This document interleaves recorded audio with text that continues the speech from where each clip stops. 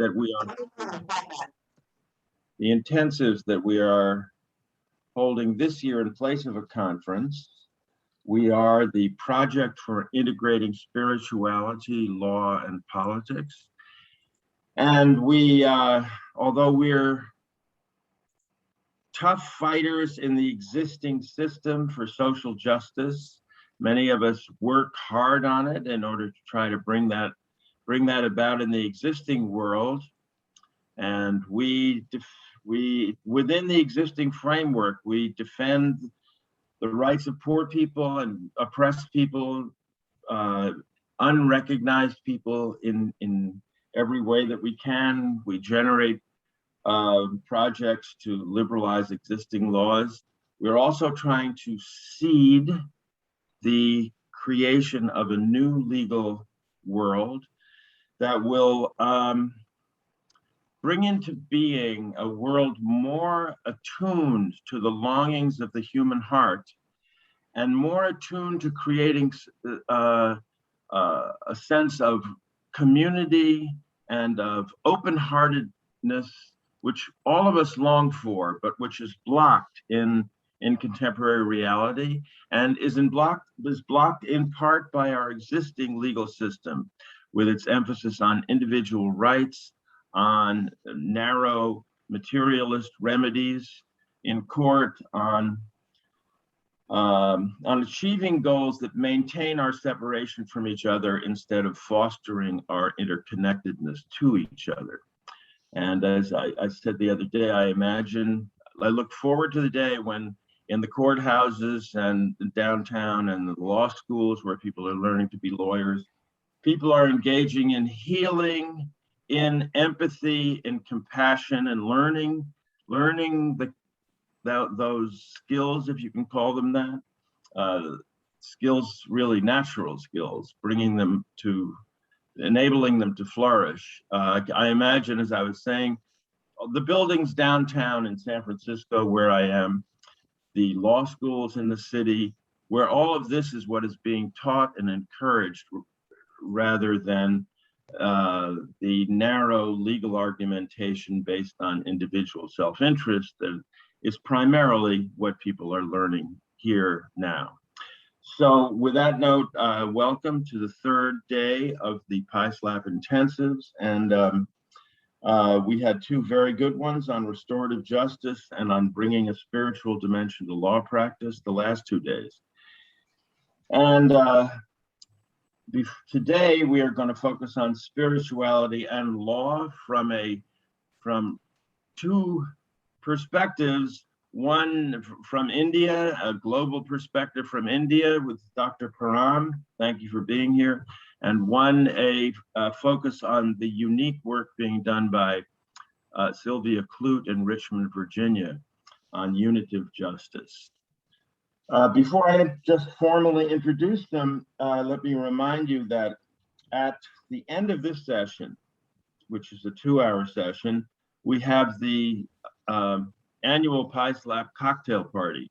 So if you're in India, you might raise, I don't know what you drink in India, but you might raise a glass of something. Do you drink alcohol in India? Some people do, perhaps, Dr. Param.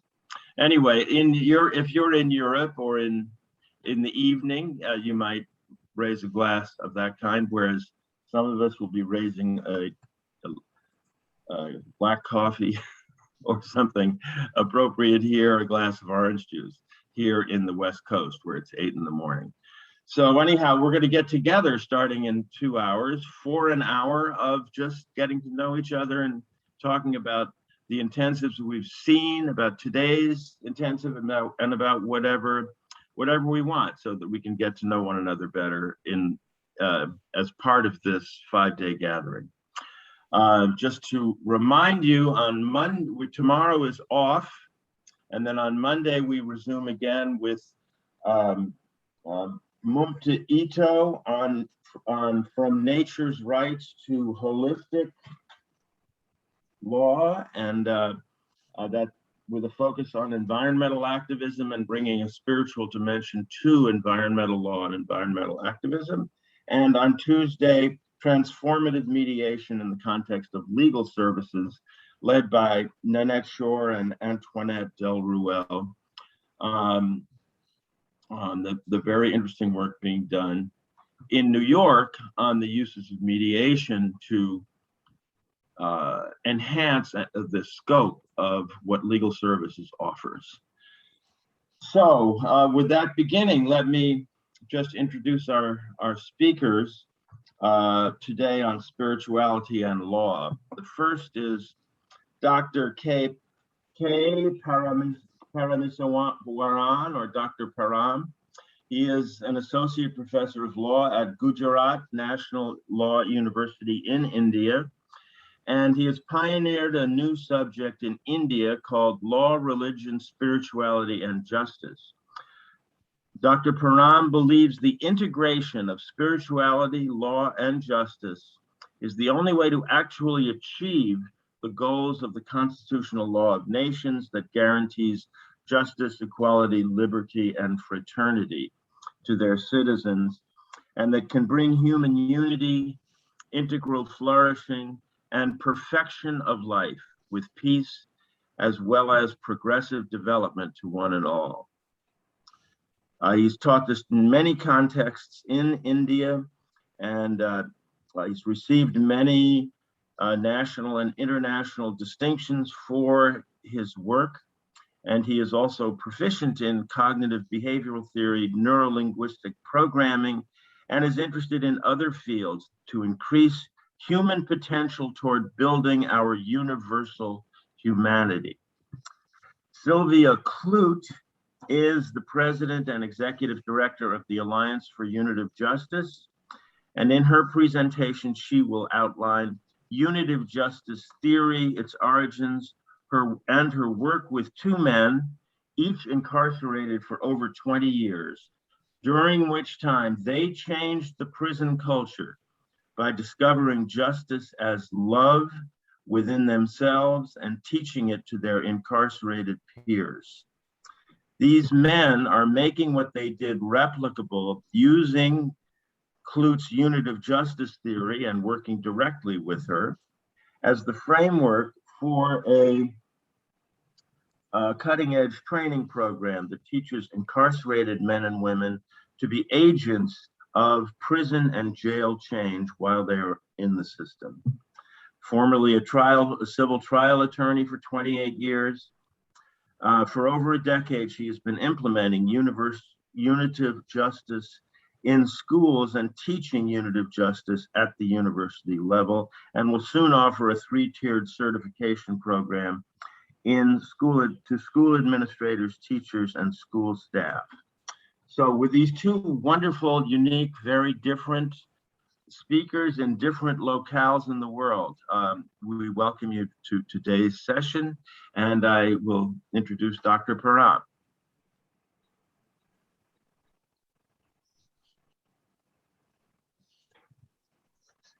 Greetings to each and everyone present for this wonderful conference, the PISLAB Incentives 2021 Project for Integrating Spirituality, Law, and Politics.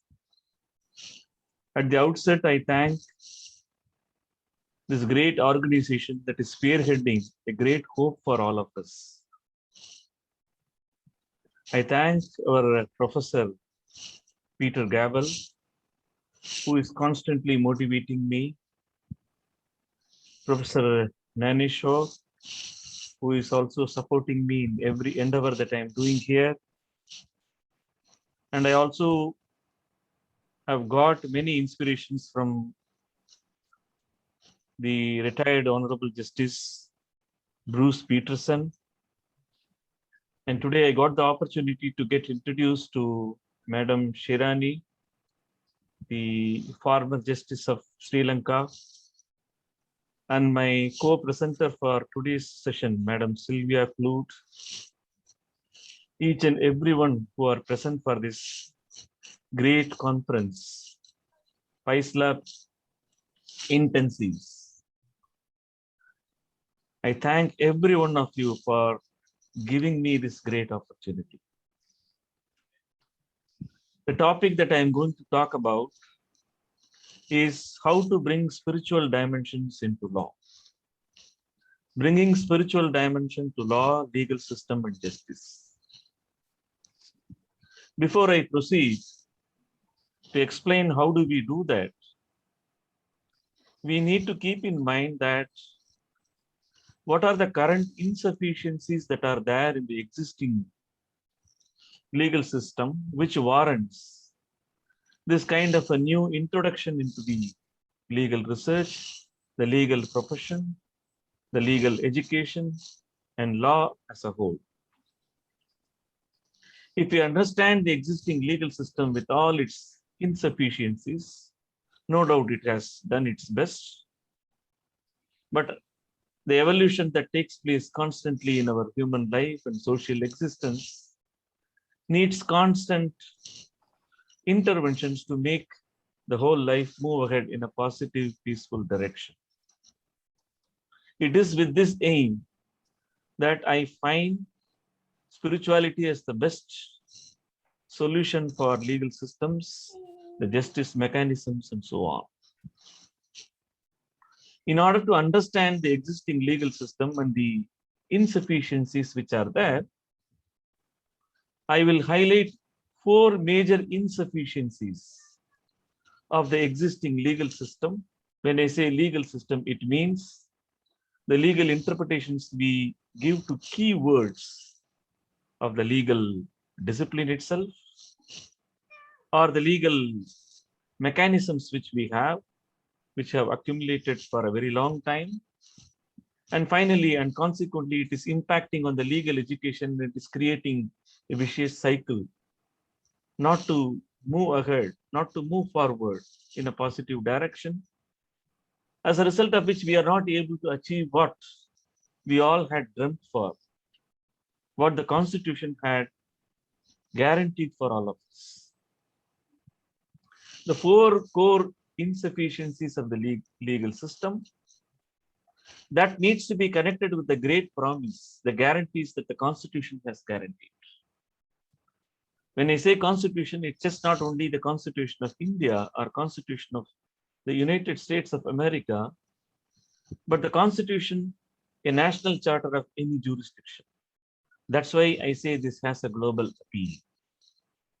Because the values, the ideals, the outcomes, the vision, and the mission of any constitution or every constitution around the world, they have the universal inclusive values: justice, equality, liberty, and fraternity. These are immortal, timeless values. How do we understand this? This is exactly the whole problem comes to our mind. When we say there is a kind of a limitation or an insufficiency in relation to the existing legal system, we must understand what is the loop, what is the map that is going on. We have a constitution, and the constitution is the creation of the society, the people, we the people, and we created the state. The nature of state is sovereign, social, secular, democratic, republic, and so on. And we have given the constitution. The constitution in turn has created a tripartite structure of the 3 organs: the legislative, which frames the law of what we want to achieve; the executive, which deals with the governance of implementing them; and the judiciary, that which intervenes to interpret.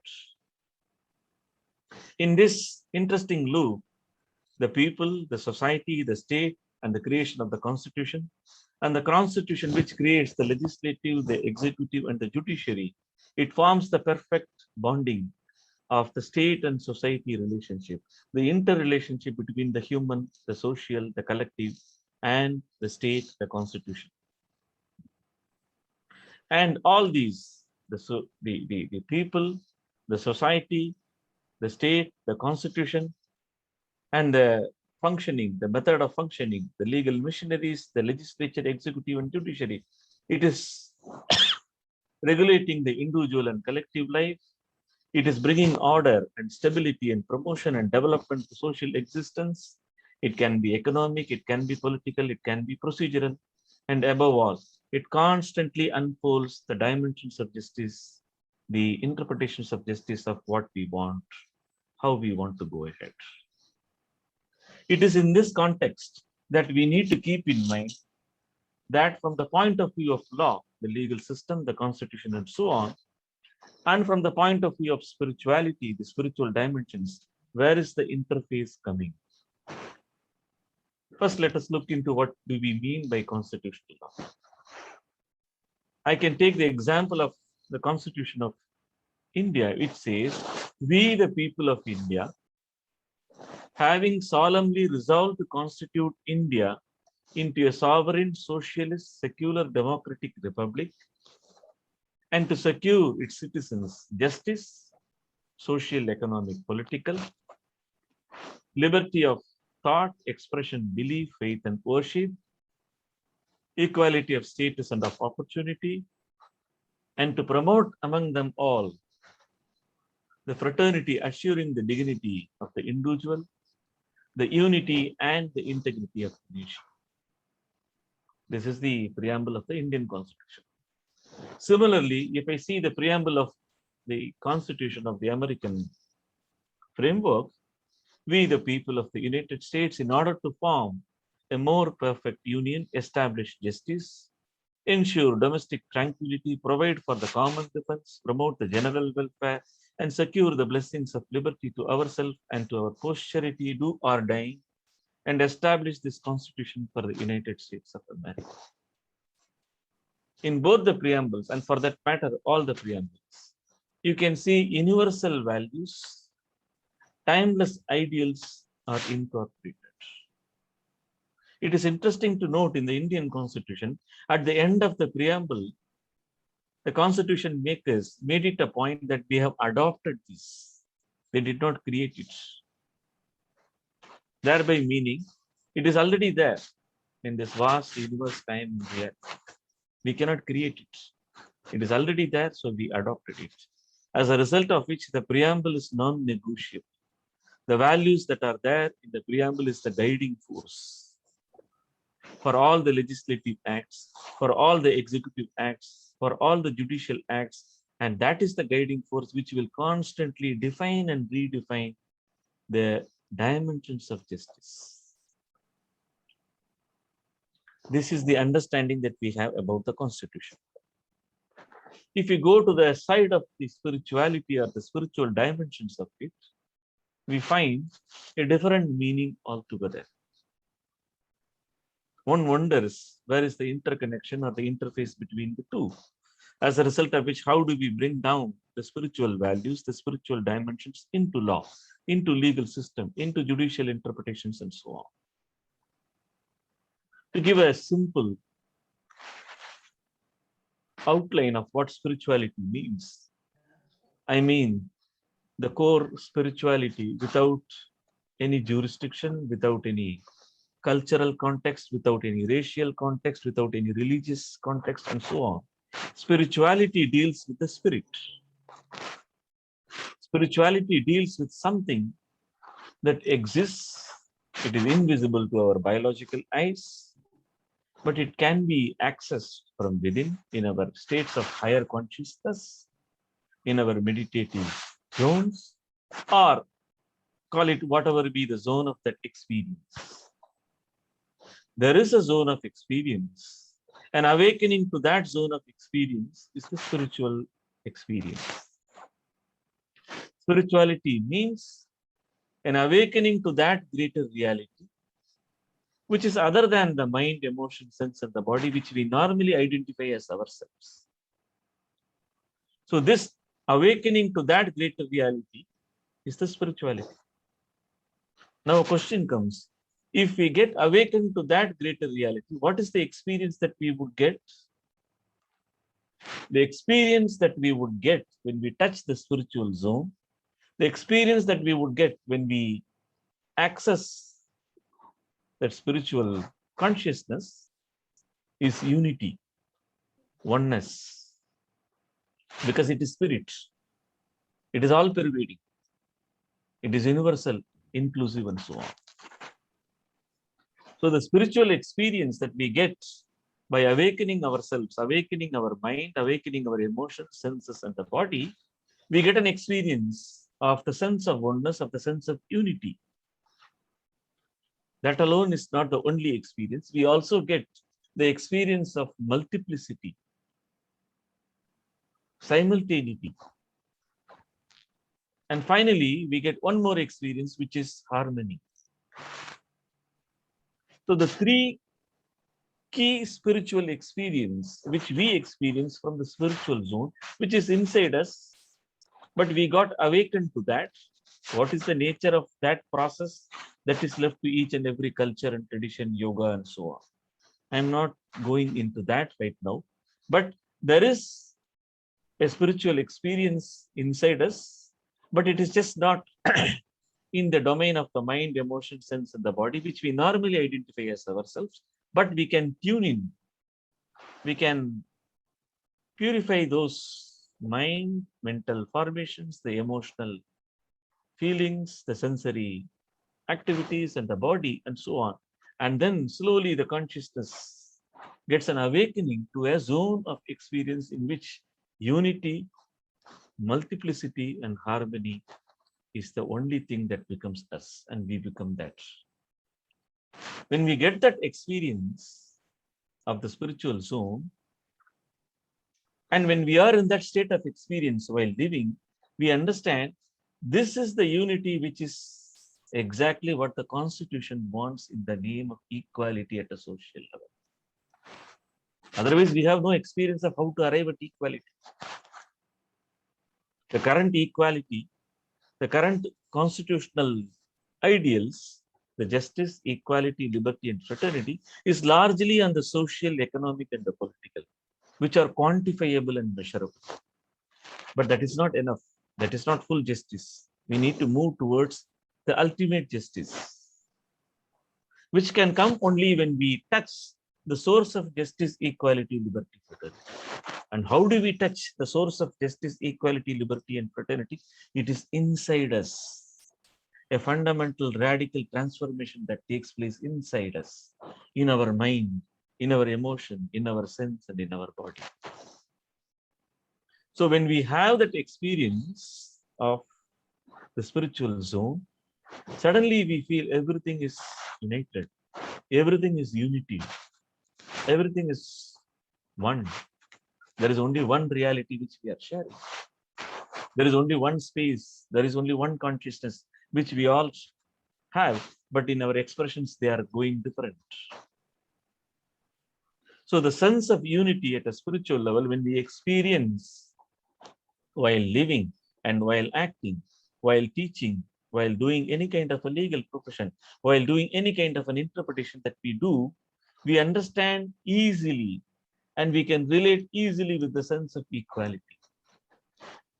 Similarly, the multiplicity experience that we have here at the higher zone becomes the gateway opening for liberty. Because liberty is nothing but multiplicity. It's because everything exists in its own space, having the interrelation, having the interdependence as well as the independence. That's the multiplicity. It is integration as well as multiplicity in the nature of things, which is exactly what the current world, the modern world with all its advancements in science, technology, social science studies, psychology, psychotherapy, psychiatry, they are also coming to that, but struggling towards that. But somehow they have got the inkling of it. Similarly, the harmony that we get in that inner innate experience, which when we have it in our mind, emotion, sense, and body, automatically it promotes fraternity. Automatically it promotes everything that the Constitution desires for. So to me, spirituality is the most rational, most scientific, most logical, most important, most indispensable. It may not have been like this before, but the current last, say 100 years, or even if you take the last 30, 40 years after the advent of the world trade and the ideas of globalism and globalization and so on, or even take the case of the existing COVID pandemics and so on. We have no other go except relying on a source which is going to bind all of us at one go. Otherwise, we are going in a trial and error approach. We are going in a mere analytical, rational thinking, which is perfectly fine. But the binding, the sense of spirit, it is from within. It has to be tapped. So, the constitutional equality, liberty, fraternity, the summation of all these, the balance of equality, liberty, and fraternity. Because when we advance equality too much, liberty is lost. When we cling only to liberty, equality goes away. And when liberty and equality fights, fraternity is lost. Which means, without spiritual dimension of life, without spiritual experience of life, without incorporating these spiritual interconnecting, integrated, binding thought and binding spirit and binding value in legal education, legal profession, legal research, and legal interpretation, we have no other way to bind them. Because the source of equality, the source of liberty, the source of fraternity, it is inside the self. It's so beautiful. That self is not outside us. That self is inside us. And it is not negating the life. It is not negating the world. It takes care of the social. It takes care of the political. It takes care of the economic. It takes care of the science. It takes care of the technology and whatnot. It is in this context that we are finding the indispensable nature of introducing spirituality into law as a whole discipline, the legal profession, the legal education, the legal research, and all that the law can do. For me, the spirit on one side and law on the other side, they are actually one and the same. There is no difference between spirituality and law. Law is only a social derivation of spirituality from a higher level, because it is collective. Otherwise, everyone is individually in their own self. They know what is equality. They know what is liberty. They know what is fraternity. But when we come down, come out of our house, come out of our family and relations, with whom we already have some kind of a relation, but with strangers, we don't have any sort of what we should be, how we should be. That's precisely because we don't carry, when we step into the society, we don't carry that self from within. We only carry the social and the economic. We don't feel. In other terms, we call it love, we call it peace, we call it interconnectedness, we call it empathy, we call it receptivity. Words can be increased, vocabulary can be increased, but fundamental, crucial experience is from within, and that needs to be started from somewhere. If I can digress from this point a little, 6 years back, when I was doing this research, whether spirituality is possible to be included in legal education and legal profession, there were a lot of fears. It was during that time when I was doing this search, I found this PAISLAB website. And that was the most interesting moment in my life, that there are people who are thinking like this. There are people who are promoting this kind of research. There are people who are motivating people to take this ahead. And that day I still remember, I even remember the date. It was around 2:30 in the afternoon in my office. I was about to write my research proposal to the then Vice Chancellor to make him understand that, could you please accept this kind of a proposal? Shall we go ahead? I'm so grateful to that Vice Chancellor, Professor Dr. Bimalan Patel. He readily agreed and he said, yes, go ahead.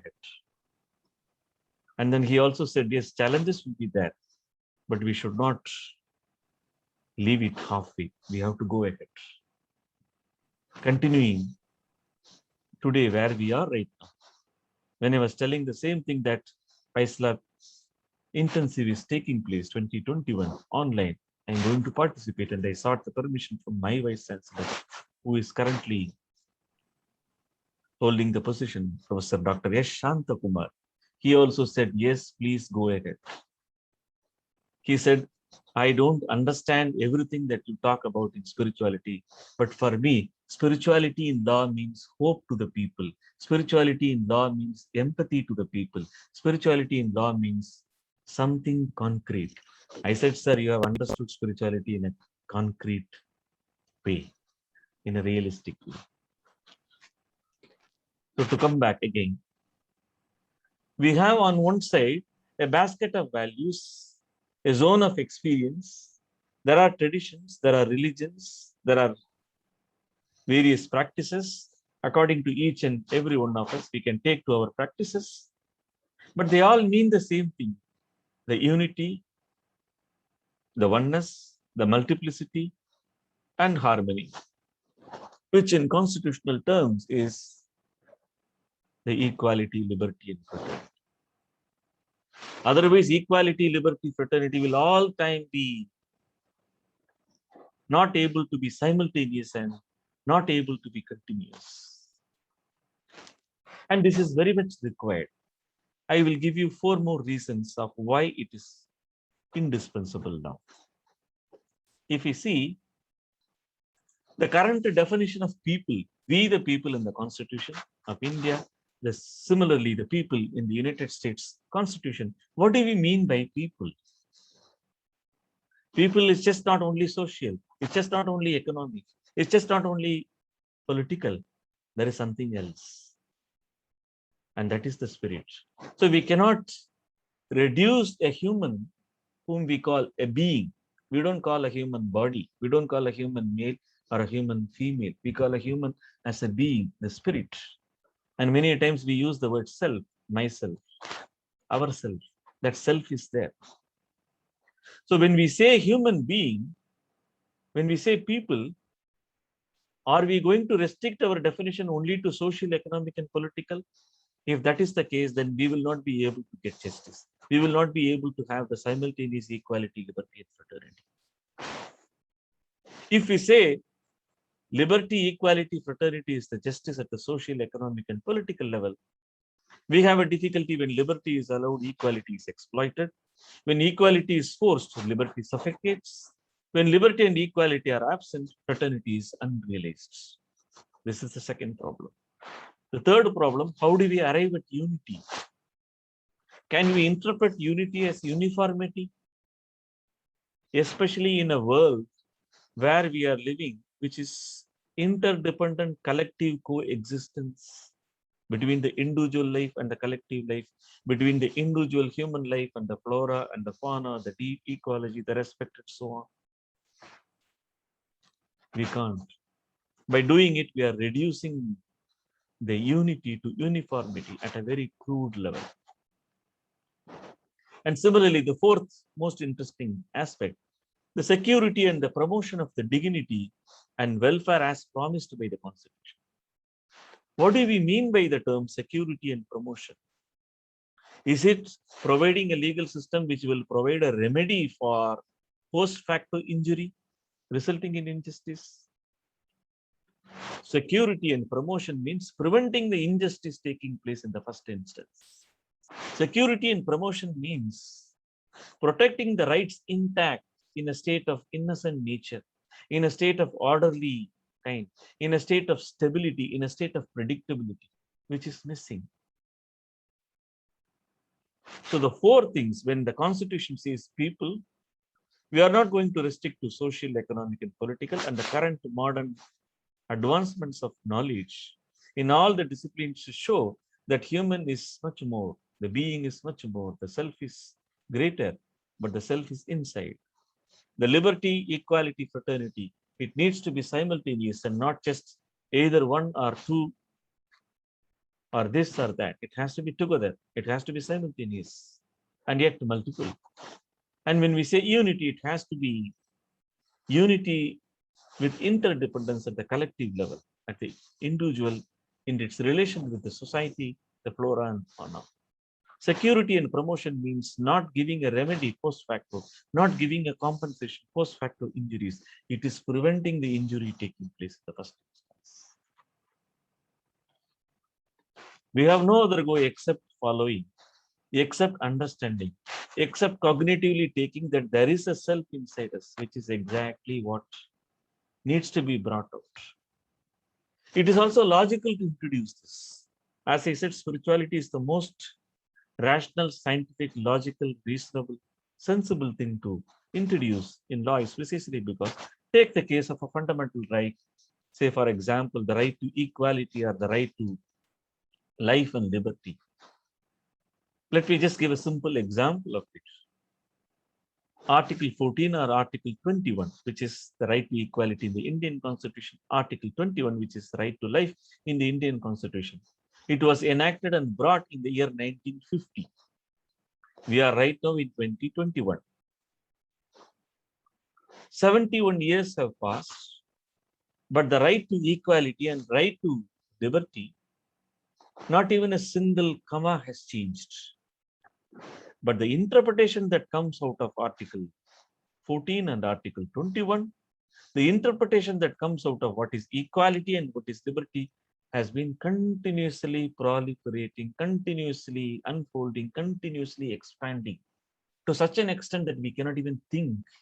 If you put a graph of what was right to equality when the Indian Constitution was formed in a 10-year block, like that 7 times if you do the block, we see a huge change of what was right to equality in 1950 is no more the right to equality in 2050.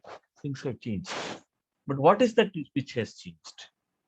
It is the human consciousness which has changed. It is the social consciousness which has changed. What is the one that which is continuously changing the human consciousness and impacting the social consciousness? That means there is a spirit inside us which is continuously evolving. Otherwise, where is the change? Which means the spirit, when we explore, we can very clearly understand all the changes that would be coming after 5 years or 10 years, even before, which means we can prevent and secure justice in terms of not permitting any injustice taking place. This means the current legal system is largely trial and error experimentation. The current legal system is largely analytical in terms of social, economic, and political, which are quantifiable, measurable, and unitizable. Perfectly fine, not a problem. But we cannot stop with that. Human rights have become human dignity now. Human dignity has become human flourishing now. And it keeps on growing as and when our consciousness evolves. But our consciousness, which is evolving continuously, it is a very slow, tardy process, creating a lot of damages in between. For example, the Indian Constitution 3 years back spoke about the right to dignity in relation to the discrimination that is happening to same sexuality in public space. One wonders, maybe after 100 years in hindsight, one might wonder, is it a rocket science that we cannot discriminate a human being in the society simply because his psychological dimension or understanding of his sexuality is different from the rest of the community? But it has taken so much time for the human society to evolve and understand this. Are we going to go in this way of tens and hundreds of years to arrive at some kind of sense of dignity and some kind of equality by a slow, tardy process of damages in between, injuries in between, injustices in between, and then giving only a social compensation or an economic compensation or a political dispute and so on? We cannot live like this anymore. If we all who belong to the legal fraternity, who belong to the legal discipline, our duty and our responsibility is to think not only of the whole, but also of the deep inside and see the future where we need to move. And that can be done only when we catch hold of the spirit which is animating everything. And that is there inside us. This fundamentally means two things, which means each and every individual need to explore their sense of spirituality, like how we explored the sense of social dignity. Like how we explored the sense of our own economic empowerment, like how we explored the sense of political voice. Why not spiritual self? This has to take place. This has to come to the level of education. This has to come to the level of judicial interpretations. This has to come to the level of policy making and so on. Recently, the Indian government made a very interesting tweak of a particular legal provision, which said that those who commit suicide, and if they come out freely from the clutches of their attempt to commit suicide, the law is that they will be punished. Suicide is a punishable offense. But then the court decided, no, we cannot punish a person who is already undergoing some kind of a stress, some kind of a pain. It is a logical thing. One wonders why it didn't strike us all these years. A person who has some kind of a sense of identity loss, some kind of a sense of what am I worth for in this life, and I don't want to live and I want to die, and he commits an action which is going to bring him death, but he is not dying, and then we take that person and put inside a jail. So the Indian government and the Supreme Court very clearly made it that we cannot punish a person, rather we should be giving him a healing therapy. So now under the Indian law, there is a provision in the Mental Health Care Act which says that those who commit suicide as a result of the symptoms 1, 2, 3, which is according to the Diagnostic Statistical Manual of the APA, the American Psychology Association, and the International Classification of Disorders, ICD, they said that we should not punish that person, rather we should empower that person to live happily. This is nothing but compassion of the state. Compassion of the state means compassion of the society towards an individual who feels left out, whose identity is left out. Compassion of the society means compassion from the self of each and every individual who made that law possible. This is such a beautiful thing. So the challenge for us is that to bring spirituality in cognitive terms first. Many times people ask, when you teach spirituality, what do you do in the class? What do you do in the teaching sessions? How do students react? I said the same question could have happened 300 years back or 400 years back when we introduced the social dimension to law, when we introduced the economic dimension to law, when we introduced the political dimension to law. Why not introduce spiritual dimension to law? Let us first think.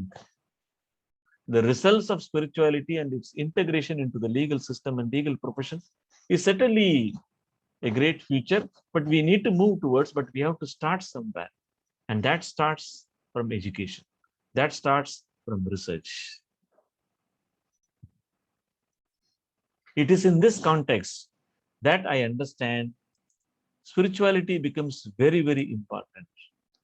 To summarize quickly, there are 8 values that can be taught in legal education, or 8 values that can be kept in mind while drafting a law, or 8 values that can be kept for interpreting a particular crisis situation. What are those 8 values? Universalism, where the individual and the collective consciousness, they merge. How do we balance it? We need to analyze all the costs and then make a law out of it, or an interpretation out of it, or administration out of it. 2, non-sectarianism, by accepting there is a truth in everything. Everything has a positive behavior and a positive intention. And 3, bringing the inclusivism without any exclusion of any kind of values or tradition or from the past or anything. And 4, accepting the uniqueness of each and everything. The recognition of the evolving truth. Each and everyone is evolving in their own speed, in their own space. And 4, bringing continuity to the time frame of the past, present, and the future. Simply because we want to move towards the future doesn't mean that we will cut the present and cut the past.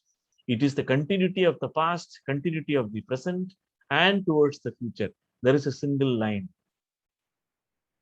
And then while doing all these things, to take care of the sustainable ecology, the human flora fauna interrelations.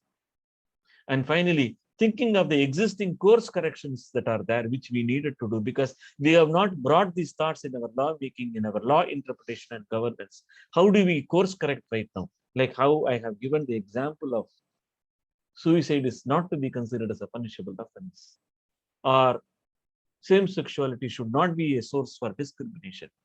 That course correction needs to be done by bringing that kind of an interpretation, by bringing that kind of an expanded and expansive interpretation, not reductionist thinking. And then positive promotion and prevention of certain values. Values are again the universalism, the non-sectarianism, the inclusivism, the uniqueness, the continuity, time frame, sustainable ecology, the course correction, and the promotion of all these can prevent problems from arising, can prevent injustice from happening. Otherwise, what we will face is an offender comes, a victim comes here, we will treat the offender, we will not look into the victim, we will not understand the interrelationship, the social situation, the economic situation, the political situation, all the social circumstances in which there are psychological and all kinds of things which are there integrated, interconnected, but invisible to our eyes. So we just only punish the offender, we leave the victim, yet another offender comes, yet another victim comes, and the situation continues. So there will always be victim, there will always be offenders. And we will have best administration of justice from the point of view of crime. We will have best ideas, but we will never be able to prevent crimes and injuries and injustice happening.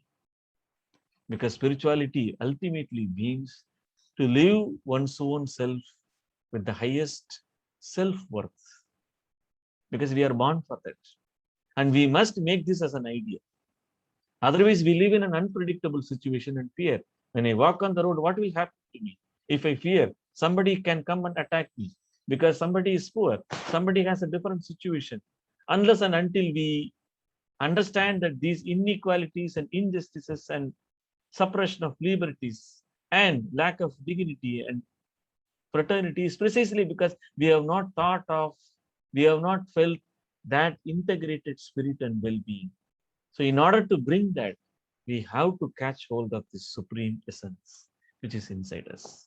And this also brings some kind of a beautiful transformation for our life. These are the things that I wanted to share here. I would like to take the questions whenever the appropriate time comes for that. And I once again thank you so much. And I am willing to share all my research to people whomsoever is interested in taking this ahead. How do we do that? What is the model? I am ready to share with utmost happiness. Thank you again, and I will be here. Thank you. Now, over to Sylvia Clute, with whom I had very good interactions for the last few months. Thank you. Peter, you're muted. Thank you, Dr. Param, for that beautiful presentation. And before we go to Sylvia, who I hope is still here. Oh, there you are. Before we go to Sylvia, why don't we take 15 seconds, 30 seconds to sit quietly and see if we can be aware of, be conscious of the spirit, the being within us that we all share. That is what Dr. Param is saying is the connecting point for all other values in our culture that gives them unity and meaning because of our commonality, human persons. And so let's take a 15 seconds to experience that.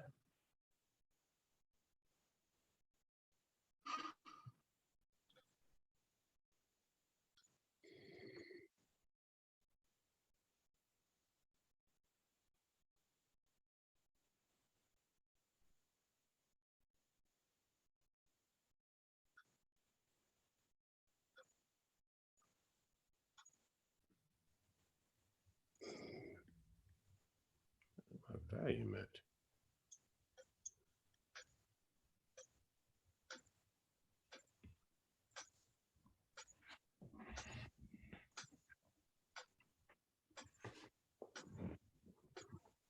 All right.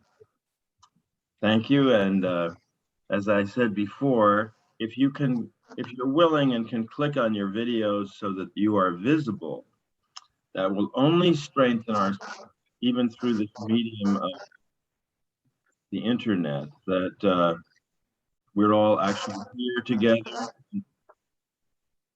There's something distorting the sound. Am I the only one? We all hear the distortion in the sound, but we don't know what it is. So we'll have to spiritually arise above it. All right. Okay. Well, thank you very much, Dr. Param. Sylvia Clute.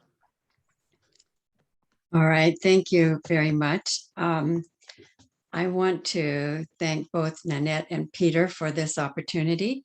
And I also want to say it's a real honor to follow Dr. Param. I have learned so much from him in the months that we've had of knowing one another and also working on this. So it's a real pleasure to be here. Let's see, I do want to take care of one thing here. I want to put some information in the chat. Let's see, where's the chat? Right there. Okay. That, and the next thing I want to do is start my screen share. So what I'm going to do today is, let's see, let me go. I'm on the, let's see. Go back to screen share. I've got to get to my PowerPoint. Okay.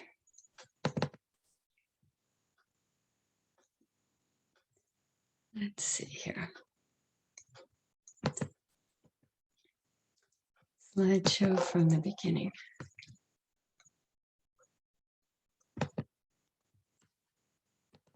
All right. Okay, so today I'm going to be speaking about unitive justice. And first I'm going to explain a very brief, quick description of unitive justice, what it is. And then I'm going to talk about two different applications of it at the local level. One is in education and one is in the prisons. And we have been joined by Weldon Prince Bunn, who is one of the amazing people I'm working with on that. Okay, so let's see here. All right, so system change is what unitive justice is about. And let me, okay. Yes, system change is what unitive justice is about. If we're going to move out of the punitive justice system to a system that doesn't have the punitive elements, we've got to engage in system change. So we're looking for an intentional process designed to fundamentally alter the components and structures that cause the system to behave in a certain way. And so what a system is you have certain inputs into the system. So for example, in a punitive zero tolerance school system, you have all of those elements of the zero tolerance discipline. And part of that is the school suspensions and expulsions.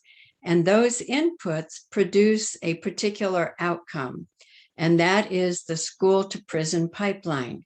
So what we're looking to do is to change those inputs so we'll get a different output. So in a unitive justice school program, for example, we use the facilitated circle process, a circle process that has no punitive elements, and that produces a very different outcome. And ultimately, it produces positive cultural and climate change. So that's what we're looking for. And in the presentation yesterday on the Georgia Justice Project, it was amazing. They were clearly describing what I would call a unitive justice system. The structures of the unitive justice were there in a very beautiful way. But an important thing that I'm learning about all of this is that they are creating this new system right in the middle of the punitive justice system. And what I'm seeing is that's actually how it's most often happening. But there's a risk in that. So we need to protect against the new programs being adopted by the punitive system and adapted to its needs, simply making that punitive system bigger and not better. And we see that happening in some instances, traditionally with all of the reform efforts in the punitive system. So one factor about that, I think, is having a theory. And traditional restorative justice doesn't have a defined theory. These are 3 different articles where I've seen that particular problem addressed. So the modern restorative justice movement has no single origin, no unifying theory, and no dominant approach. And others have recognized that as well. So when you're working in a system where you're really within the punitive system and you don't have a clear theory to guide you, it's pretty easy for that punitive system to adapt whatever bandages you're looking to put on the system, and the system becomes bigger and not better. So what unitive justice, I believe, brings to the restorative justice movement, and unitive justice is one of the many things that are within that umbrella, it brings a theory, a concrete theory, where we go from a punitive system and the punitive structures that make that system operate to a system that has no punitive elements. And that's what we call the unitive justice system. So this is what I've been working on for over 30 years. It was in 1987 when I was a trial attorney, which I did a civil trial work for 28 years. So deeply embedded in that punitive system. But in 1987, I had that aha moment. I recognized there are 2 models, 2 fundamental models of justice: retribution and love. So I immediately recognized the retributive model of justice. That's what I was doing as a profession. I didn't have a clue what justice's love would look like, but in that moment, I committed to finding out. So in the course of these 30 plus years, I began to, I looked everywhere for clues: quantum physics, alternative medicine, many, many sources. And A Course in Miracles was a huge source of information for me. But I began to see there are certain structures that I was immersed in, but rules in the punitive system, rules, control, deception because it's not a safe place to be honest, judgment, distrust, self-doubt, and proportional revenge, which I'm going to talk a little bit more about, self-interest, hierarchy, punishment, the goal being compliance, a narrow focus on the event, and it's an oppositional, confrontational system. We trial attorneys know that well, and it's basically grounded in fear. So if we want a system that has none of those punitive structures, what would that look like? So my present understanding of that is we want a system that's based on values, global values that you find everywhere: integrity, trust, generosity, not ones that are local, but you could be in a remote village and they're going to understand those universal values. Self-governance instead of control. Honesty. Not only is it safe to be honest, a unitive system depends on honesty. It doesn't work if we're not honest. Insight instead of judgment. And all of these structures support trust. So trust definitely becomes a part of it. And also it takes courage, not the physical courage to stand up against the bully, although that on occasion might be part of it. It takes moral courage, spiritual courage, intellectual courage to make this shift and to move into a unitive paradigm. And rather than the guiding moral principle of proportional revenge, the guiding moral principle is loving kindness, heal, do no harm. Community is our is what benefits instead of self-interest. Equality, but in a unitive system, equality isn't the physical level of equality. Equality of our dignity, our personhood, our humanity, that's essential. And connection, we replace punishment with connection, because when we are connected to one another, we don't hurt one another. Equality, let's see, I mentioned equality. Okay, mutually beneficial action. Yes, when we connect, we're looking to connect at the level of our shared humanity. And when we do that, the desire to harm one another disappears. And when that happens, something else amazing happens. And that is, we can see possibilities of how we can go forward together that we cannot imagine when we are looking for retribution. So we're looking for mutually beneficial outcomes where no one has to lose. And context, we can't take a narrow perspective on just one event.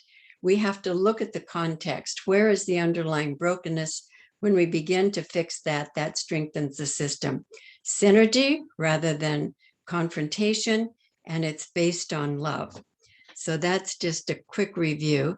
And next week, I begin a 10-week course, just going into detail in the first 7 of those, and in the spring, a 10-week course to look at the second 7.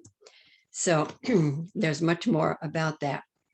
I just want to talk about punitive justice is based on the moral principle of proportional revenge.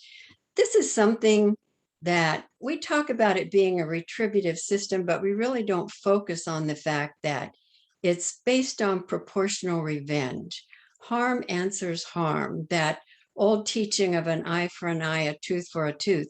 And that's actually what the scales of justice, which are a very ancient model of, model of justice. Oh, hold on a minute. I'm having a little trouble here with my connection. Okay. Whoop, something's happening. Okay, anyway, so that scales of justice represent that the harm done is to equal the harm that you're answering.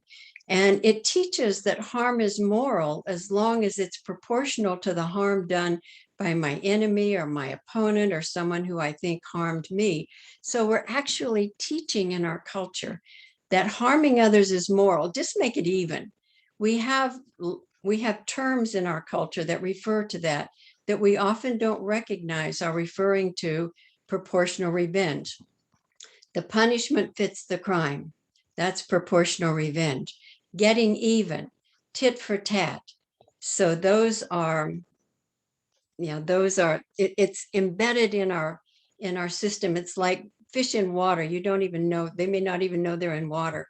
We often don't even recognize that we're in a punitive system, but we're very embedded in a punitive system. When you recognize the structures of it, which we come to do when we study unitive justice, when you look at a product that comes out of a punitive system, you immediately see what's going on. Let me get a sip of water. So this is a no contact contract that was used in the school where we did our first program. And so when students had a fight, they had to sign this contract. And it said, I, the student, agree to have no verbal or physical contact with the student I was in the fight with for the remainder of the school year. Now, why would a punitive system separate the students and have them have no verbal or physical contact for the year? Because a punitive system has no means of addressing the root causes. So the kids have had their fight, they're still mad at each other. Nothing has happened to address the root problems. So they go to great lengths to separate them. They rearrange their school calendar, their class schedule and all of that. And then it says, I further understand that any contact could lead to my suspension from school and or arrest by the police department. Now, why does it have that? Because in those punitive structures, it so destroys connection that the only redress, the only tool in the toolbox is punishment. But the problem with that is when a little punishment doesn't work, what do you have to do? You have to escalate it. And so eventually with the escalations, the punishment no longer fits the crime. So the punitive system is violating its moral underpinnings and reason for being. And that happens oftentimes. So when we look at this graph here and we see the escalation, the dramatic escalation of incarceration in the United States, this could only be produced by a punitive system. A punitive system, hierarchical, judgmental, punitive, retributive, can't address the root causes. You know, if a little punishment doesn't work, you just escalate it. So let's look at the underlying moral pinnings of unitive justice. So unitive justice is based on loving kindness. Now, one problem that I immediately encountered was we don't have language for justice as love. All of our language about justice basically is about punitive justice. So in beginning to develop a theory of unitive justice, I had to look for language. How are we going to language this? So loving kindness is the term that I use for the underlying moral premise. We find the golden rule is very close to what we're talking about here, and nonviolence. So basically, harming others is not moral in a unitive justice system. We find answers that heal, and those answers, instead of compounding harm, they restore and transform. Now, when we know what we're looking for, we have evidence of this in our culture. And one of the most profound and remarkable ones that I have found is Dr. Martin Luther King. He was definitely talking about justice as love. So this famous, beautiful quote for him, the ultimate weakness of violence is that it's a descending spiral, begetting the very thing it seeks to destroy. That's very true about a punitive justice system. Because of its limitations, and it has to use punishment and escalate that punishment, it actually contributes to many of the problems it's supposed to be solving. So he says, hate cannot drive out hate. Only love can do that. When I look at Dr. Martin Luther King's sermons, if you replace the word, the segregation with mass incarceration, they're equally relevant today as they ever were. You could replace any term in a punitive system in his sermons, and they would be describing the problem at hand. And his answer was always love, or justice as love. So if we look at what does an agreement among students look like in a unitive justice system, this was an agreement that came out of our program where we brought students into a circle process that has no punitive elements. And the first thing they do, they come together, and they often recognized over and over, they recognized that students had intentionally set them up for a fight, but that no contact contract that I showed you before, where they have a fight, they can't speak to each other. Those students who set them up for the fight never were found out. So setting students up for a fight to disrupt the school environment was a perfect crime in the school I was in, until we got unitive justice circles. Because when we brought the students together, how long do you think it took them to figure out who set them up for that fight? The first few minutes of the circle, they would figure out who did that. So anyway, the outcome of this particular circle, this was 2 senior girls, and one of them was gossiping in a very hurtful way about the other. So the one who was gossiped about, she came in and she said, I know if I get into a fight, I know I'll be arrested because I'm 18 and I've already been in detention and I've been in trouble. But if that's what I have to do to stop this, that's what I'm going to do. And so as we go through the the situation. They discover who it was who set them up for this. They'd actually been friends before. Their agreement, that mutually beneficial outcome that they come to, they said, we agree to get along. And very importantly, this was in many of our agreements. If we have a misunderstanding, we will sit down in a private area and work it out without other kids to mess it up for them or manipulate them. So because of that no contact contract, the students, when they discovered the underlying brokenness, the elements of it, they could figure out what they had to do to escape that. And sorting out their differences without the other students manipulating them and undermining that was something they just knew that's what they had to do. They also said they would keep in contact with one another. And then the student who came in and was prepared to go to jail if she had to, she said, this is so great. We need to have a school assembly where we can tell all the students about this. So in the agreement, we try to do something that's reasonable. And I didn't think that these students would actually be permitted to have that type of an assembly. But they did agree that they would be an example for other students about how to get along after you have a fight.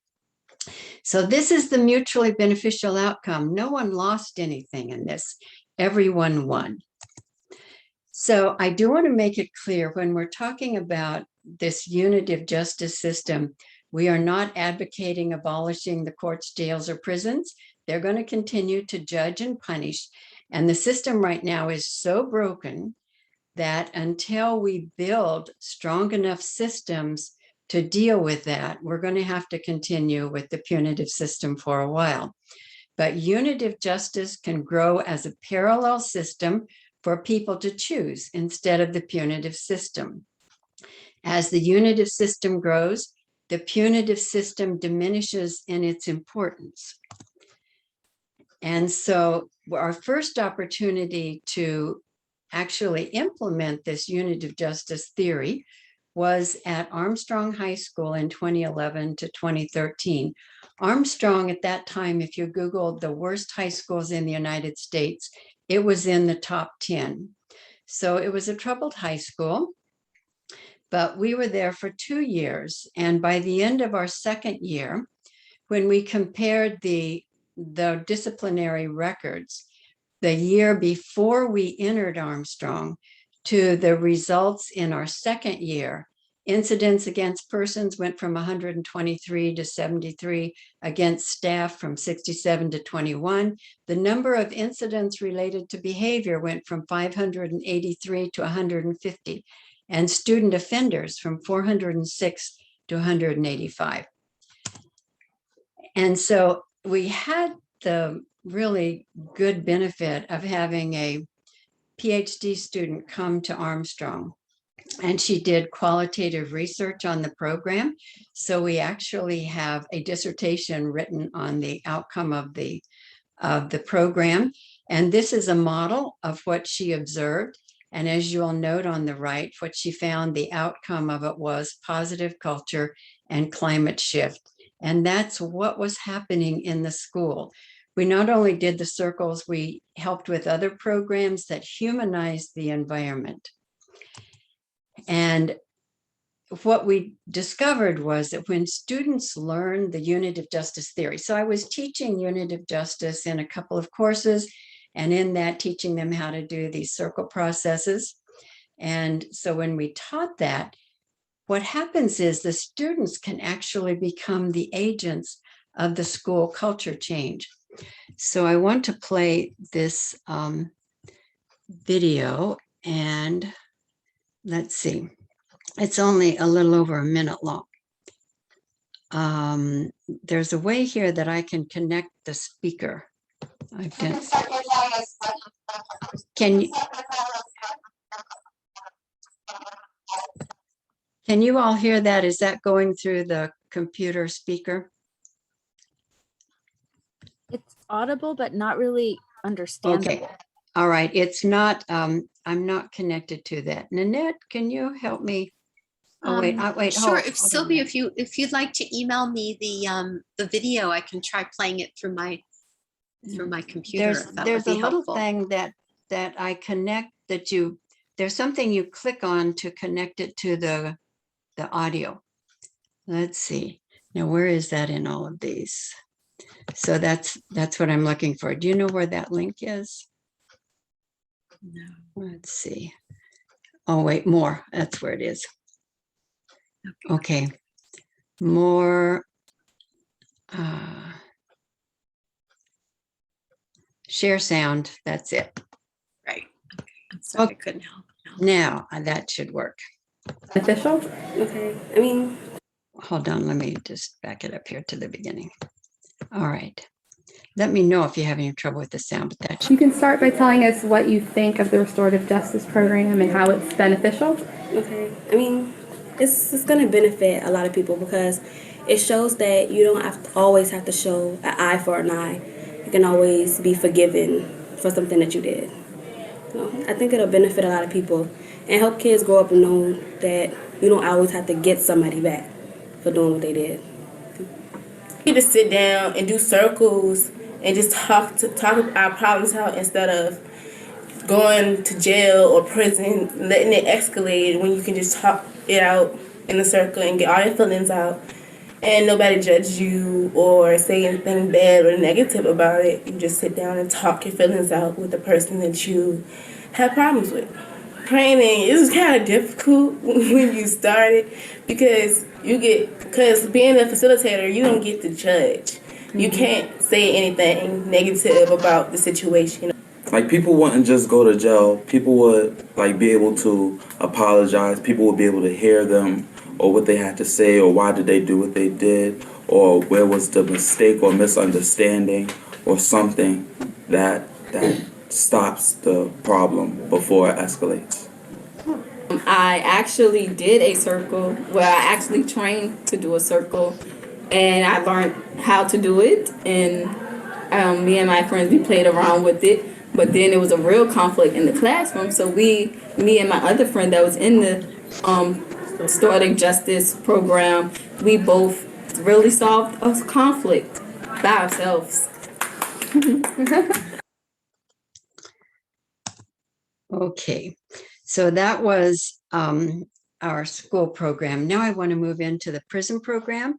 So Paul Taylor and Weldon Princebun, we call him, and the Unitive Prison Culture Change Program is my present focus. So I want to give you a little background on how this came about. So I was teaching Unitive Justice at Virginia Union University, one of the historic Black universities. And I wanted to get my students into the community, into the projects to do our program. But we tried it before and we didn't have the trust. So I was looking for someone who could get our students into the communities. And I went to a meeting and Prince Bun and Paul Taylor were there. And they had been incarcerated for over 20 years. They were doing amazing things in the community. So I said, that's who I'm looking for. When I sat down with Paul and Prince, immediately we recognized that we understood the same thing. We talked the same language. They had been incarcerated, one with life plus 80 years and one with life plus 26. But they were incarcerated before Virginia abolished parole. So they had a possibility of getting out.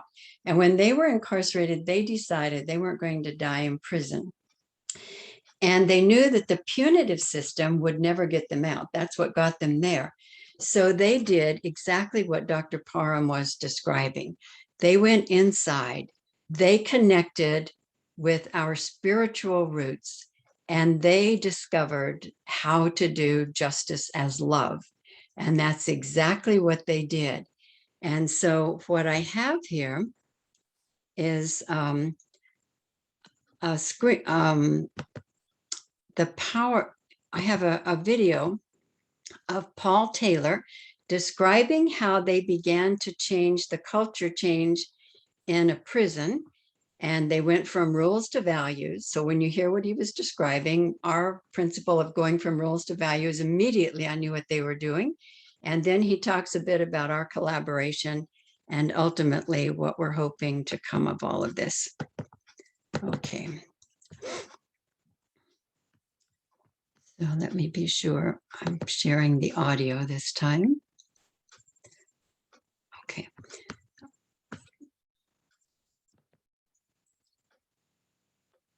Okay, I think I have done that. All right.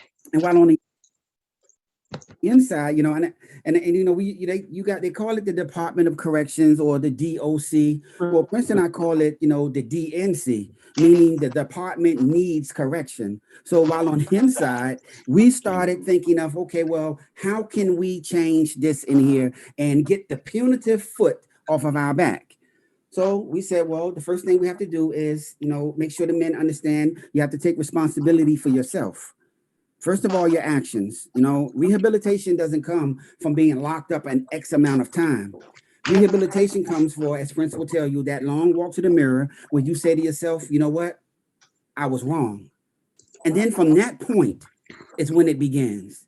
And then you start finding what we coined the term radical tenderness. You know, we use radical tenderness inside of the prisons to reach a demographic of individuals that had so many different backgrounds. And when I say different backgrounds, I'm not talking about one was from maybe Africa, or one was a Sudanese, or one was from Pakistan, or one was from Israel, or one was from none of that. I'm talking about gang members, where they have their own constitution. We know the Constitution of the United States. We know the police constitution. We know state constitutions, but we're talking about where they had their own constitution, where Bloods, Crips, Gangster Disciples, MS-13, all types of rival gangs were inside of one pod. And Prince and I were in charge of making a gumbo. And well, he said, we're going to go to the commissary. Prince, you get the rice. I said, I'm going to get a couple cans of sardines or mackerel, and we're going to make a meal. And the first thing that we did was put a big sign up, and some of you may have heard this story, but I love telling it. We put a big sign up that said self-govern. We knew that we had to take the punitive element out of the punitive process. We had to take the punitive power from our captives and those that utilize, because we have some great people inside of the department, because don't get me wrong. And one of them are joining us right now. Say your name, say your name. Andrea. Right? So one of them are joining us right now. That you have some people that truly believe in us on the inside, but not everyone is invested. You have some overzealous correctional officers that will come around and give you infractions for minute circumstances. So we said, well, how can we change this narrative? Well, we said, well, if we get up in the morning and they say, have your bunks made up by 8 o'clock, no problem. Have your box tucked pushed under? No problem. Tuck your shirt in before you leave the building? No problem. Have your ID on your left lapel? No problem. We started to find out, okay, we can take their strong hand or their strong suit, if you know anything about spades.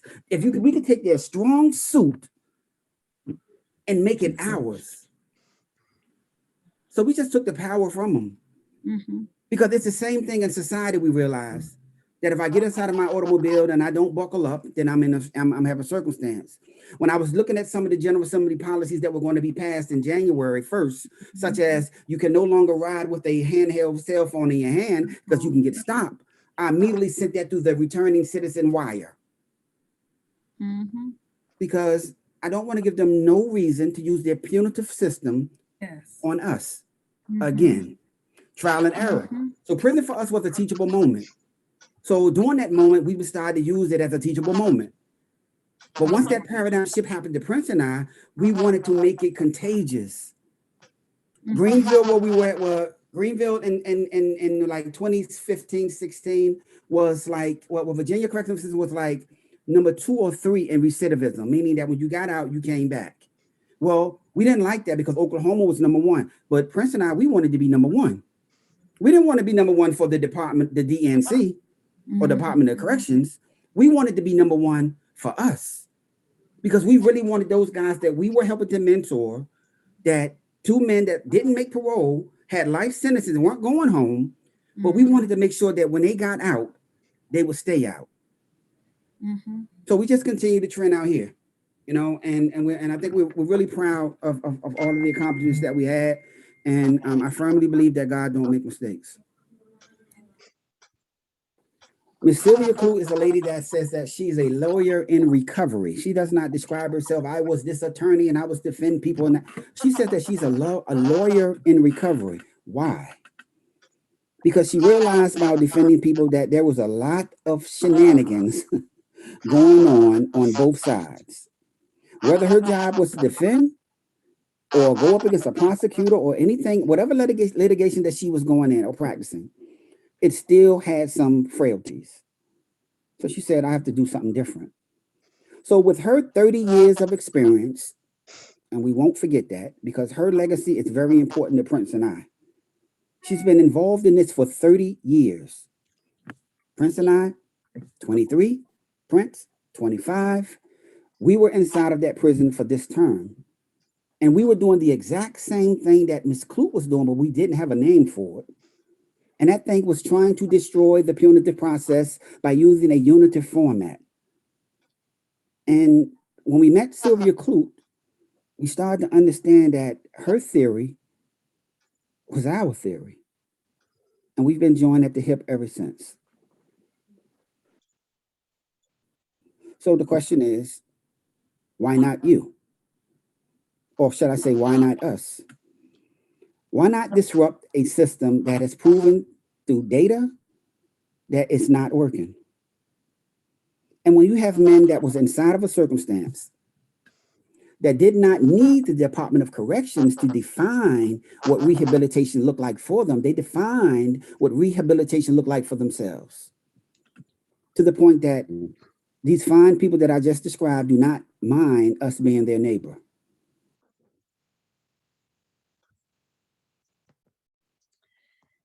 Okay, so that gives you a window into how this got started. And then what happened was, so we were working together and various things happened. We wrote a law review article together about the Unitive Justice principles and how that actually showed up in what they were doing in the prison. But then in March of 2019, COVID hit. And Paul and Prince had been managing a basketball team for the youth in the Richmond projects. And when COVID hit, they told Paul and Prince, you're out of a job. I mean, they were just cut off. So we were talking about this and I said, well, you know, you need something that isn't under the control of someone else. And you have something that you can do that I don't know anyone else that can do like you can. And that is teach how to change the prison culture. So that began our project of Unitive Prison Culture Change. And we thought we might do it, you know, in 6 or 8 months or so. Well, it's not done yet, but it started as 5 lessons. Now it's 14, and it is amazing. It is Paul and Prince sharing what they did. And what Unitive Justice theory does is it gives a pedagogy, a framework for sort of teaching what they did in a linear manner. And so we're now working on it. I want to go back to my PowerPoint here. Wait here, why am I not going forward? What's happening here? Okay, so anyway, the first thing that we did together was before COVID, right before COVID, we did a pilot program for returning citizens as leaders of social change, we called it. And this was teaching the Unitive Justice principles and what Paul and Prince had learned in prison to returning citizens so they could then do that in the community. And so we got through our pilot program in January of 2020, and then COVID hit. And since then, we have not done it again, and we will need the funds to do it again. But as I was saying, we went on to do Unitive Prison Culture Change. So in that program, we're going to have 3 handbooks: the participant handbook, the leader, which will be an incarcerated person, their facilitator manual, and then a staff manual if we have prison or jail staff who are interested in doing that. So what I'm going to show now is the introduction to our first version of this training program. It'll just give you a flavor of what's this like. It will be edited, and they talk about 5 principles. There are now 6 in the program. But anyway, this is it.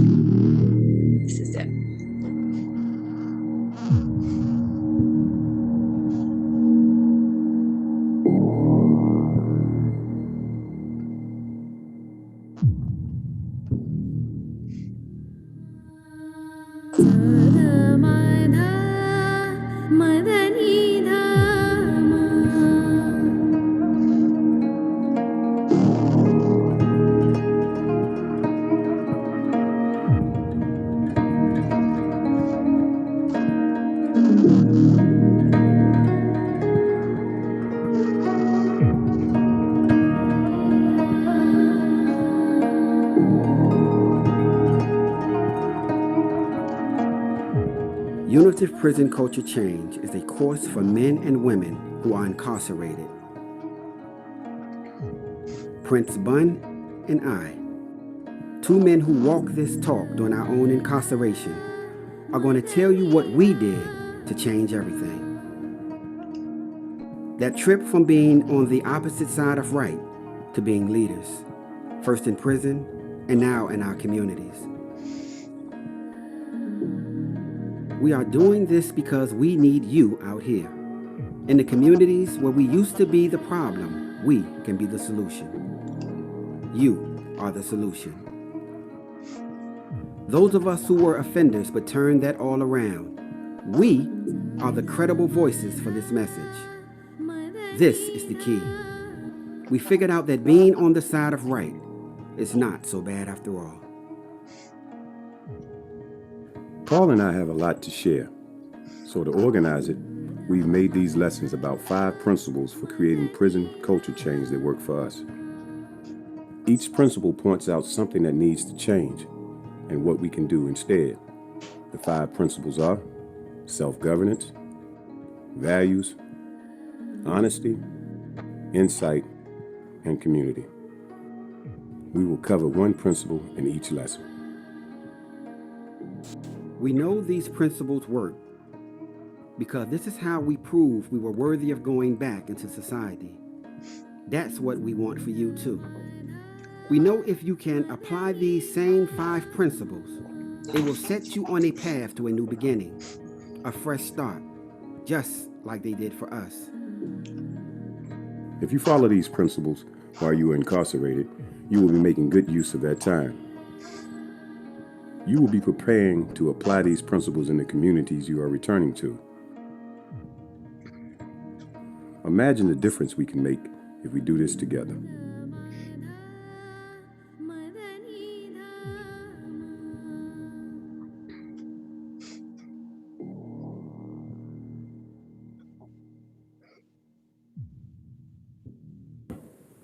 My name is Weldon Prince Bun. I'm a returning citizen. I did 25 years of incarceration for first-degree murder, some robberies, grand larceny, use of a gun and commission of a felony. And I was eventually sentenced to life and 80 years. So in a lot of ways, I really don't suppose to be sitting in this seat, but I'm here. And I want to take this opportunity to say thank you to everybody who has supported me in my journey. Thank you, bro. You know, you've been real instrumental in it. You know what I mean? So, you know, I'm appreciative of that. And we just want to talk to y'all about a few things. My name is Paul Taylor, better known as Taylor Paul. And a lot of people, you know, who want to understand, you know, why my name is in reverse. While incarcerated, you know, it was my way of announcing to the world that I was the complete opposite of whom they described me to be. Like Prince, you know, I too was incarcerated with a life plus 23-year sentence and did exactly 23 years on that sentence before I was paroled. And I also want to thank, you know, everything, concur with everything that Prince said in acknowledgement, as well as Sylvia Clute and the Virginia Parole Board that gave me an opportunity or gave us an opportunity to describe our relevance in society from within and outside of it.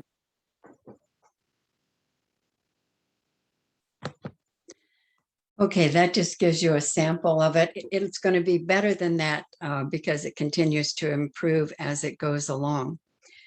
Actually, I want to go back here. Let's see. Oh, that's not where I want to be. So Prince is with us. Let me stop this sharing. Okay. Prince Bunn, let's see, let me look at my screen here. There he is. Hello, Prince. You are on mute. If you would unmute, please. And so thank you so much for joining us today. And thank you also for the tremendous difference you made in my life.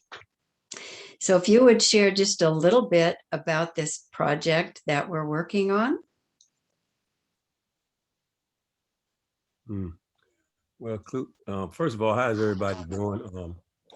I guess I don't have to introduce myself because Steve did already done it. But I mean, I write. I mean, as I'm sitting here looking at this thing, right? I thought about the internet problem first, right? And I did this. I feel like this is relevant, right? Because this whole process has been about connectivity, right? And sometimes the thing that's supposed to connect us separates us. You know what I mean? That shared humanity, that shared value. I'm on this journey because I don't have any other choice. And if you recall in the clip that you just seen, I said that in a lot of ways, I don't even supposed to be sitting here.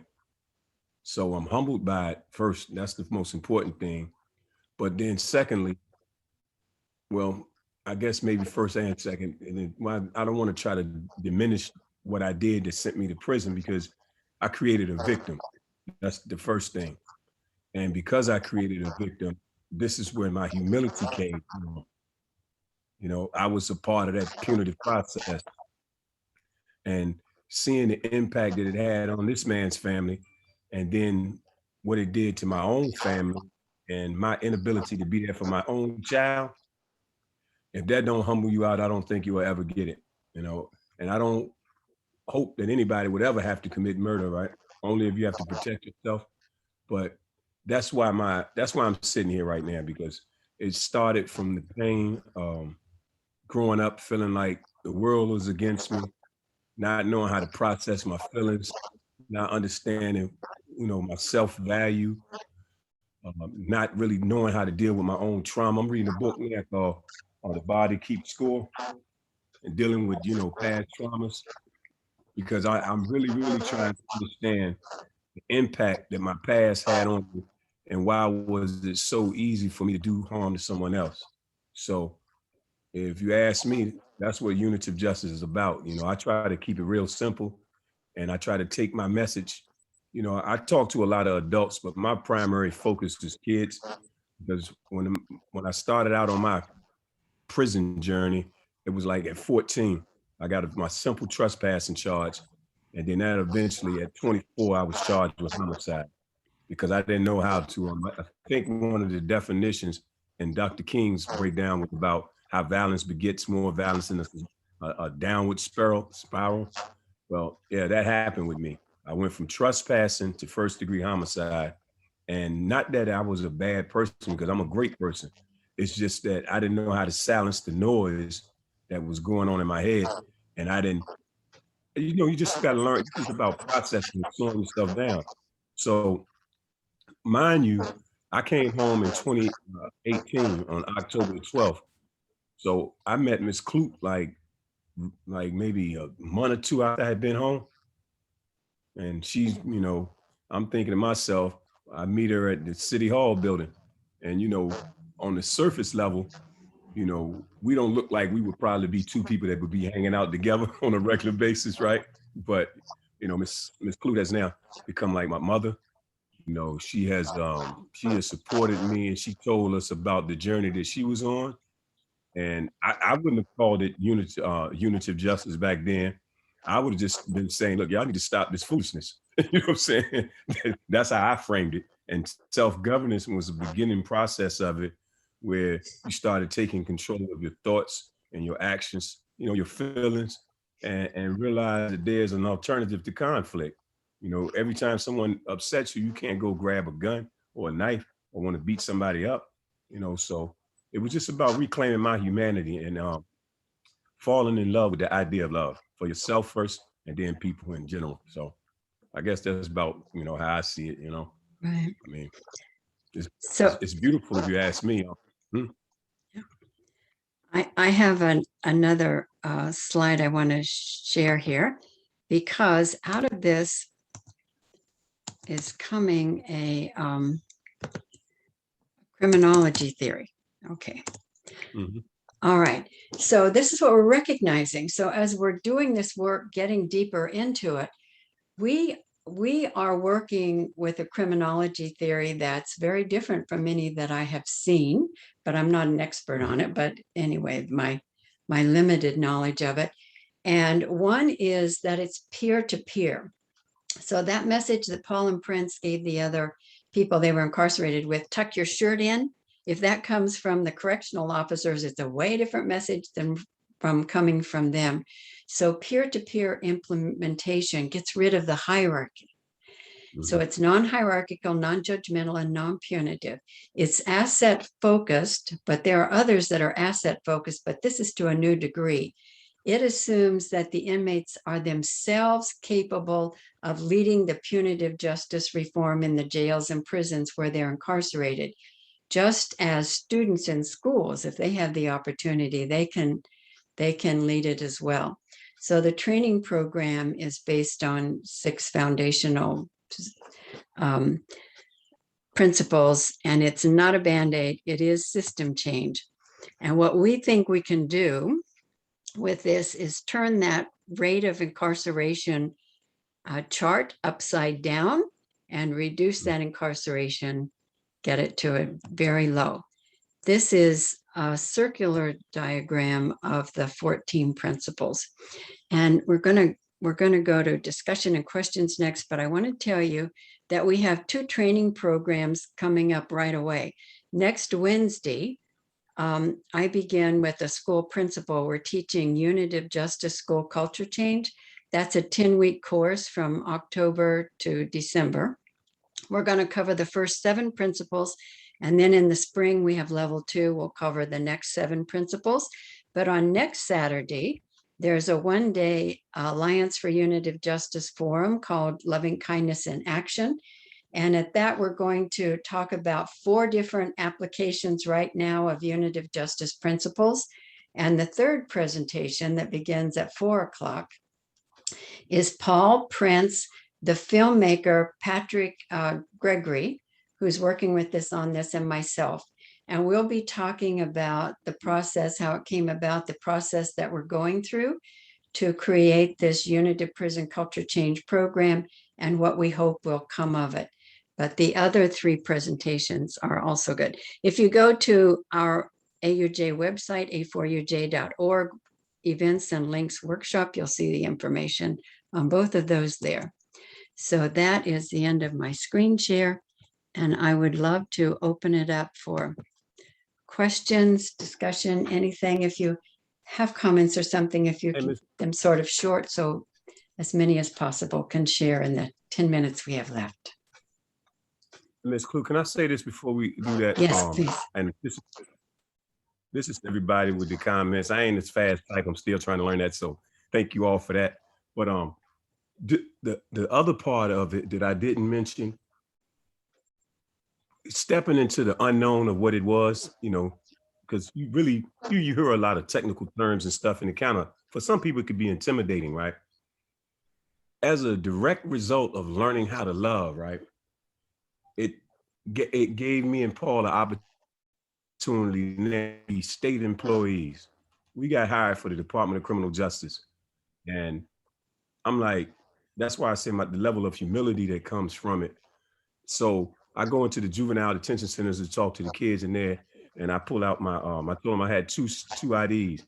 I had a state inmate ID, now I have a state employee ID, you know, and I said, when I swipe my card to get past the security point, I said, I'm not just swiping for me, I'm swiping for all of us, you know? So if it's possible for me, and I grew up in some real difficult circumstances, and I'm not blaming my parents, because one thing about this unitive process, the insight is really one of my favorite. I mean, all of them are my, I think depending on what I'm dealing with at that particular time, but for me right now, insight is one that kind of really resonates with me, because you will look at a person and not really know what they've been through or what they're going through, and then you're trying to give a narrative to their life story.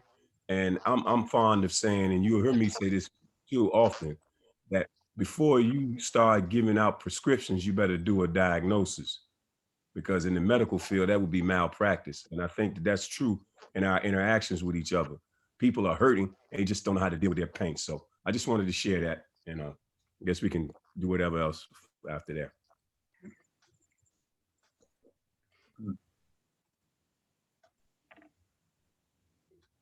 It's been a nice, beautiful journey, man. I got me, I think another thing too, I got so many mothers now. Oof, I got so many mothers now. I'm talking about, like, it is no way I can fail all my mothers, because I got like, I think I'm pushing close to 20. I got a whole lot of mothers. I got We're a all lot very of people to proud be of you. accountable for. I got white mothers, black mothers, young mothers. I got a whole lot of them. So they're like, well, you a mix of everything. I ain't even gonna lie to you. But it's beautiful though, for real, because it's right here. You know, Unitive Justice is the starting point is right here. You know, I seen so much brokenness in there, and I went through my depression, I went through my anger, you know, I wanted to blame everybody. And then I say, well, and you know, because when I look at what's happening right now, I have to also reflect back to what I've been through. And I know the devil was trying to trick me then. He was trying to trick me. So he was trying to trick me. He almost had me, but he ain't got me no more. He almost had me. It won't nothing but a trick. Try to make you feel like you don't count, you know. And then I think one of the biggest problems with, you know, what we're striving to do is that so many people are caught up in things and stuff. They think about stuff. They don't think about people no more. There's always the people. People give value to the stuff. So, you know, they feel like you got to have it. You know, I used to do it too, because I grew up as an only child and I didn't come from means. But now, you know, I would much rather someone want to be around me for who I am and not for what I have. So that's why I just try to be a great person and, you know, let the rest of it take care of itself. Amen to that. Amen to that. I treat the homeless the same way I treat the politicians that I talk to. No different. It just, you know, some brothers, sisters just need somebody to give them a hand up. And every time I kind of like doing. I know I get the rambling, Miss Clute. You know how I do. I wanted them to know a very important thing about you, and that is that you're a newlywed. However, Prince just married his high school sweetheart, who is also the mother of their daughter. And so they went through a lot over many years. And the two of them, they are totally amazing together. She's a beautiful woman. So seeing Prince just blossom and his life coming together in the way it is incredible. And I know that can be replicated many times over. So who has a question or comment for Prince? Peter. Well, Taylor referred to radical tenderness. I wonder if you could talk about what radical tenderness is. When he first made that statement, right? You know, a lot of times people want to be rebellious, but when it comes to dealing with so much brokenness, you have to really understand how fragile people are, you know, and you just have to. Radical tenderness to me is just, man, it's being as possible with a person's life situation. You know, the understanding, not the judgment, the understanding. So And it's not always easy because people can't, you know, a lot of individuals don't know how to articulate their thoughts in a manner to, you know, to get you to, they just ramble and they regurgitate every word they can think of, and you trying to help them get to where they need to be at. So you have to be able to, you know, put on the gloves so that they can get what they need. So it's just radical tenderness is just being filled with compassion, you know, so people are hurting. So that part. It's a good thing, though. Who else has a question or comment? It's a great thing, actually. There's a lot of smiling faces up here today. Yeah, so Kim Clark is going to say something, I think. Thank you, everyone, for being here, and especially you, Prince. I really appreciate having a live person to reflect the videos and the approaches that Sylvia has graciously outlined for us. I understand that you're in Richmond, and I don't want to assume anything, but I take it that's Richmond, California? No. Richmond, Virginia. Darn, because I'm in California and we also have a Richmond, and I was hoping that we were closer in geographical space to tap into what you're doing. But nevertheless, I will attempt to reach out and see if we can bring some of those practices here to Northern California. Thank you for being here today. We're in the capital of the Confederacy. What better place to launch a revolution? Yes. Yeah, you know, Miss Madame, yeah. Hi, thank you so much, all of you, both of you, and also please pass it on to Taylor. This is just a wonderful presentation, and I wanted to know if you're in contact at all with the people who do the GRIP program at San Quentin Prison, Guiding Rage into Power, which sounds almost like you all are doing the exact same work in different places. GRIP, look that up. Guiding Rage into Power, they have a website with the little clip. I attended their graduation a few years ago. I was invited by someone connected to the program when I was at the Innocence Project out here. And it's very, very similar, but it's mostly lifers, and it's a year-long process that they do. But I just wanted to thank you so much for sharing your personal experience. I do believe that you are onto one of the key, fundamental components of the kind of transformation that we're all talking about. And I also wanted to thank Sylvia for the recovering lawyer, because boy, that's literally what I am, but also Yeah, figuratively. Right? And thank you. I'm hoping to connect to you all later. Thank you. Yeah. Cool. I appreciate that. We're just a lot of work. Oh, sorry, Prince, did you want to finish something there? Or? I just was, it says a lot of work to do. We probably don't see it in our lifetime, but if we can just set the stage to give our children, a fighting chance, then that's just what it is, Got to leave a blueprint for them. Yeah. So maybe I'll jump in for a moment here to say, I was really thinking about how, in some ways, very different Dr. Param's presentation was from the one that Sylvia and Prince gave to us. But actually, on the other hand, there was a tremendous vein of connection between the two. And I think of those values of, liberty, equality, fraternity, those spiritual values that Dr. Param expressed so beautifully as really lying at the heart of the law and necessary to change, are this very same values that that you both are bringing through the work of Unitive Justice to the project of abolishing a punitive system. So I thought there was a very strong vein of connection between the two, and I just want to thank you both for that. Thank you. Okay.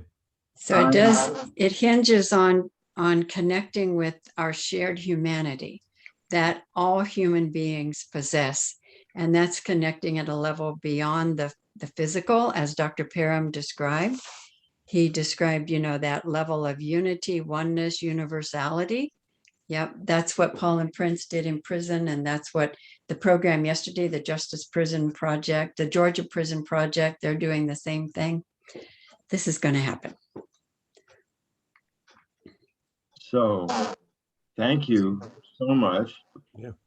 both of you and all of you, for those beautiful presentations and for offering us the opportunity to draw down our spiritual awareness from the zone that Dr. Param was referring to, draw that down into our everyday lives. And I just thought it was great. It was inspiring, a reminder of what's in our hearts, of what's always in our hearts. So we shift here. So what happens now is we're about to turn into a cocktail party. And I think, Nanette, are you the priestess of the cocktail party? Well, Elaine and I are, with backup from Robin Kravitz, who's just joined us and who has done a tremendous amount of work to make these intensive happen on all the sort of underlying levels of registration and the wonderful video that you might have seen on YouTube about the intensives, and in multiple ways. She's really the infrastructure beneath it all. So thanks, Robin. Glad you're able to join. Elaine, did you want to kick things off? I just once again, though, before we move into this next phase, want to thank and appreciate Dr. Param and Sylvia and Prince for their contribution here. It was really very moving and very important to our work. So thanks, you all.